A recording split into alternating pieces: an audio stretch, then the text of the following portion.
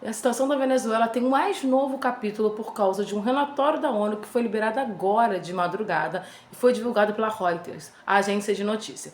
Esse relatório é bem pesado, mas a gente tem que fazer algumas pontuações. Antes de mais nada, é importante explicar que o Maduro já tinha meio que expulsado a galera da ONU da Venezuela, do Escritório de Direitos Humanos da Venezuela, porque já tinham investigações sobre falta de respeito aos direitos humanos e denúncias de tortura e desaparecimento.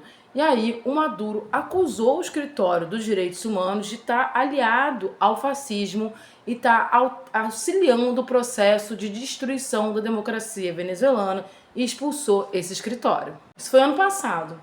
Mas esse ano, esse relatório que foi divulgado agora pela ONU, ele foi feito praticamente à distância e esse relatório tem relação específica com o processo eleitoral venezuelano. De acordo com esse relatório, a situação na Venezuela piorou muito pós-processo eleitoral venezuelano, com o aumento da repressão contra a população venezuelana e contra a oposição venezuelana e com uma série de questões que ferem os direitos humanos, inclusive com a execução sumária de pessoas.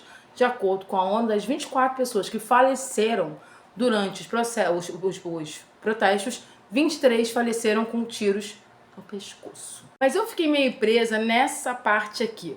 Por quê?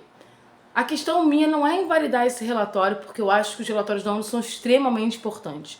Mas eu acho muito complicado a gente fechar um diagnóstico sobre um país quando a gente não tem alguém in loco.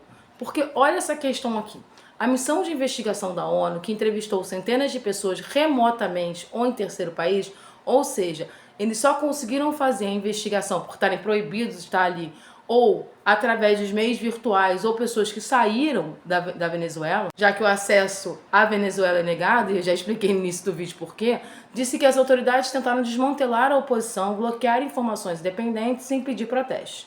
Estamos enfrentando uma repressão sistemática, coordenada, deliberada por parte do governo venezuelano, que responde com um plano consciente para silenciar qualquer tipo de dissidência, disse o chefe da missão, Marta Valinas, a jornalistas em Genebra. E aí eu tenho algumas pontuações. Eu acho muito complicado a gente ter uma posição definitiva sobre uma situação séria e complexa como é a Venezuela se não tiver uma investigação in loco, se não tiver uma investigação de fato dentro do país, se não tiver uma observação externa mais criteriosa. Porque quando você ouve pessoas remotamente ou pessoas que estão asiladas, você está ouvindo apenas um lado da história. Mas uma questão é fato, se você tem pessoas asiladas do país ou se um órgão internacional multilateral como a ONU não consegue ter acesso a esse país, algum problema existe ali.